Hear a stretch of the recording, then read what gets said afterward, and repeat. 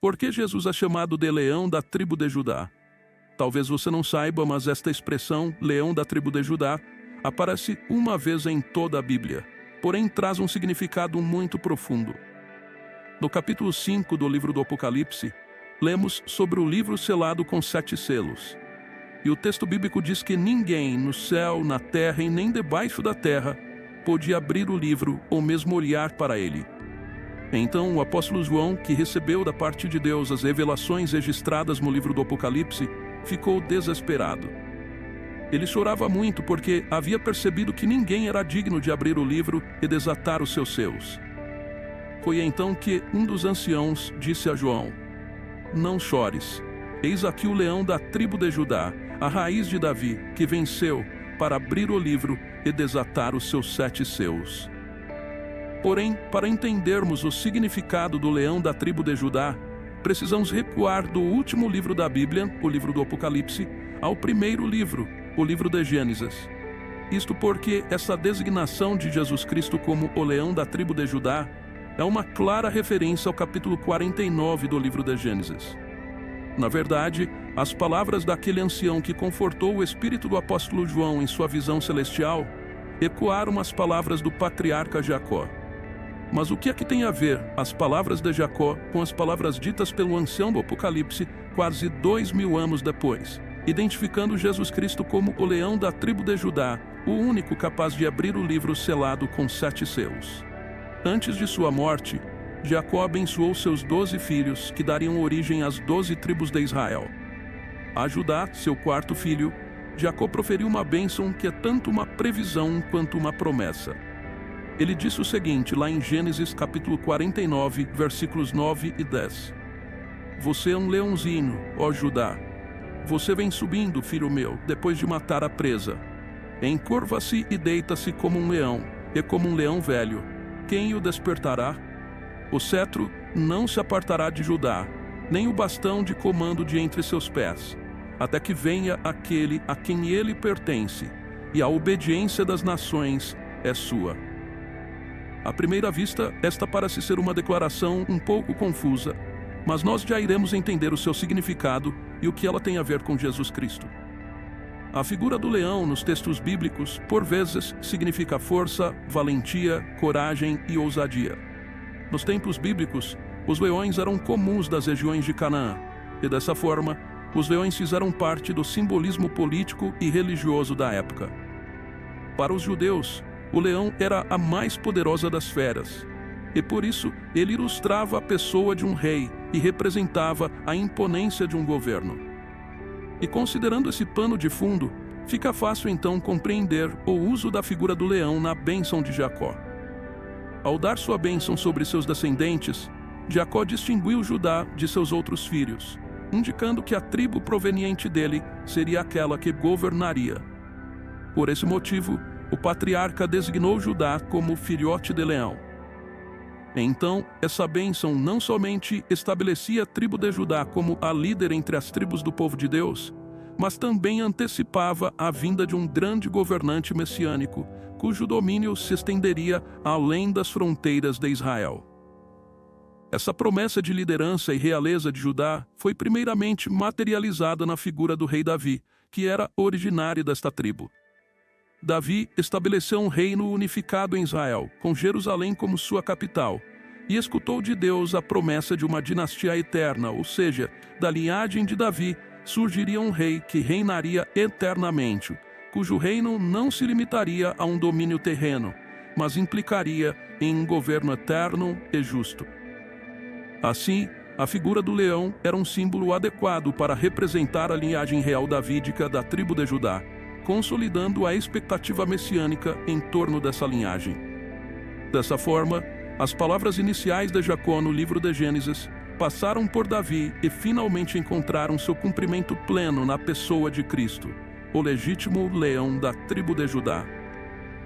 Porém, de forma incrível, ao longo da história do Antigo Testamento, profecias messiânicas montaram um quadro de um Messias que seria tanto um rei poderoso quanto um servo sofredor.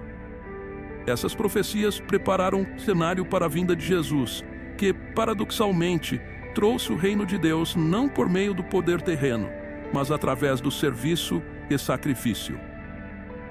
É por isto que não podemos falar de Jesus como o leão da tribo de Judá, sem falarmos dele também como o cordeiro imolado. Nós sabemos que o leão e o cordeiro são duas figuras completamente opostas na natureza. Uma é símbolo de ferocidade, valentia, poder, força, domínio, enquanto o outro é símbolo de mansidão, submissão, doçura. Mas então, como podemos entender o fato de que Jesus é, ao mesmo tempo, leão e cordeiro? Para respondermos esta pergunta, precisamos considerar a forma como as promessas messiânicas foram cumpridas em Jesus. O cumprimento dessas promessas em Jesus foi evidenciado desde o seu nascimento em Belém, a cidade de Davi, conforme profetizado em Miqueias, capítulo 5 e versículo 2. Seu nascimento nessa localidade não foi um mero acaso geográfico, mas uma confirmação divina de sua identidade real messiânica. Durante seu ministério, Jesus demonstrou sua autoridade sobre a lei, a natureza, os demônios e a morte, e perdoando pecados, atos que apenas Deus poderia realizar.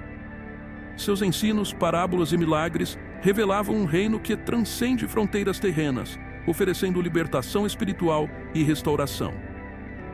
Mas apesar de sua linhagem davídica e cumprimento das profecias, Jesus enfrentou rejeição por parte dos líderes religiosos de sua época, que esperavam um Messias político-militar. Então, ele foi traído e condenado à crucificação por aqueles que deveriam honrá-lo. E neste ponto, podemos entender perfeitamente a forma como Jesus é apresentado como leão e cordeiro na Bíblia. A figura do leão, com toda a sua força, imponência e majestade, é historicamente associada à realeza e ao poder. Em certo sentido, Jesus, como o leão da tribo de Judá, simboliza a autoridade suprema e a soberania divina sobre toda a criação, o pecado e a morte. Essa imagem reflete a natureza divina de Cristo, sua posição como o Messias prometido e sua vitória final sobre o mal. Inclusive, no contexto bíblico, a vitória do leão da tribo de Judá sobre o mal é uma garantia de justiça e restauração. Jesus, ao ressuscitar dos mortos, demonstrou seu poder invencível, estabelecendo-se como o vencedor prometido que haveria de triunfar sobre o pecado e a morte, assegurando a esperança da redenção para todos que nele creem. Mas, paradoxalmente, Cristo é também o Cordeiro que foi morto, uma imagem que aponta para o tema do sacrifício pelo pecado no Antigo Testamento. Esse Cordeiro, no entanto, é singular, pois seu sacrifício na cruz foi definitivo e suficiente para a redenção da humanidade. Através de seu sangue, somos purificados de nossos pecados e reconciliados com Deus.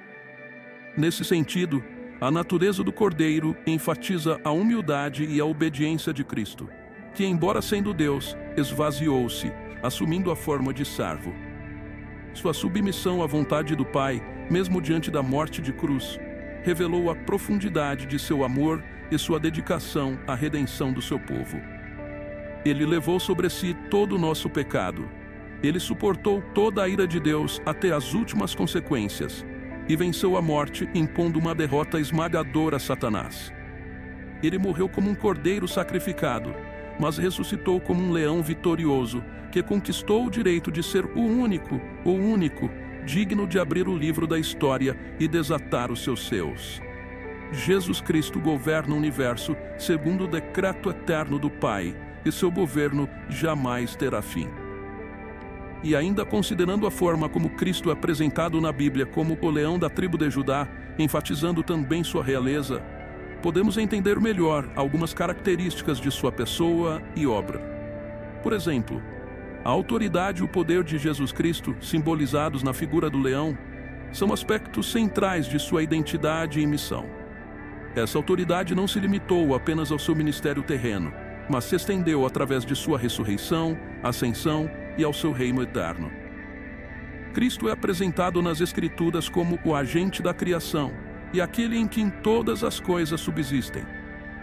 Assim, seu poder se manifesta não apenas no âmbito espiritual, mas em todo o universo.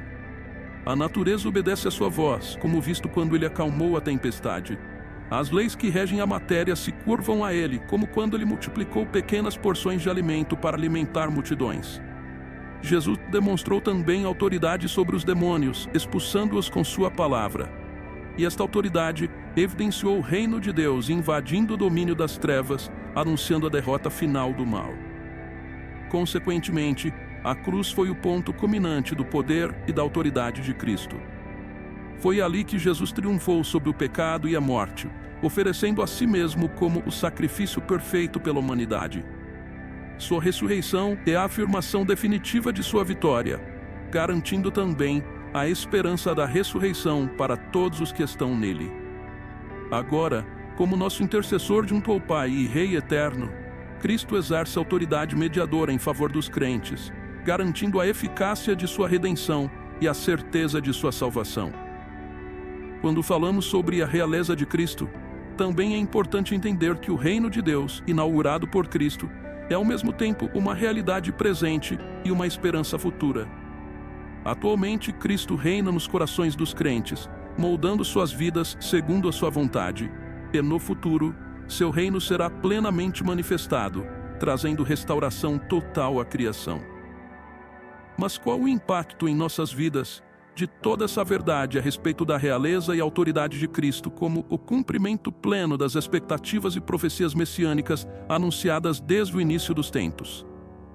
Sem dúvida, a compreensão de Cristo como o leão da tribo de Judá não se limita a uma mera concepção teológica. Ela possui implicações profundas e práticas para nossas vidas. Sobre isto, podemos começar dizendo que, ao reconhecermos Jesus como o leão da tribo de Judá, somos chamados a adorá-lo e louvá-lo não apenas por sua obra redentora como Cordeiro de Deus, mas também por sua majestade e poder como nosso Rei soberano. Essa verdade deve inspirar nossas orações, nossos cânticos e toda a forma de adoração. Além do mais, reconhecer Jesus como o leão da tribo de Judá também significa aceitar seu senhorio em todas as áreas de nossas vidas. Sob o senhorio de Cristo, somos chamados a viver uma vida de poder, transformados pelo Espírito Santo, para refletir o caráter de Jesus. Isso implica em uma entrega voluntária da nossa vontade a dele, buscando sua direção em nossas decisões e ações, e confiando sempre em sua soberania, mesmo nas circunstâncias mais adversas. Essa submissão a Cristo é demonstrada por meio da obediência aos seus ensinamentos e de uma vida pautada pelos princípios do reino de Deus. Consequentemente, sabendo que Jesus, o leão da tribo de Judá, venceu e é digno de abrir o livro e desatar seus selos, podemos ter a certeza de que a vida não é governada pelo acaso, e assim também podemos ter confiança diante de qualquer situação e das lutas espirituais que enfrentamos. A certeza de que Cristo já obteve a vitória definitiva nos fortalece e nos encoraja a perseverar na fé. Sabendo que pertencemos ao reino do vencedor supremo, somos encorajados a enfrentar o que for necessário. Além disso, a imagem de Cristo como o leão da tribo de Judá nos lembra da esperança escatológica que temos em sua segunda vinda e no estabelecimento final de seu reino.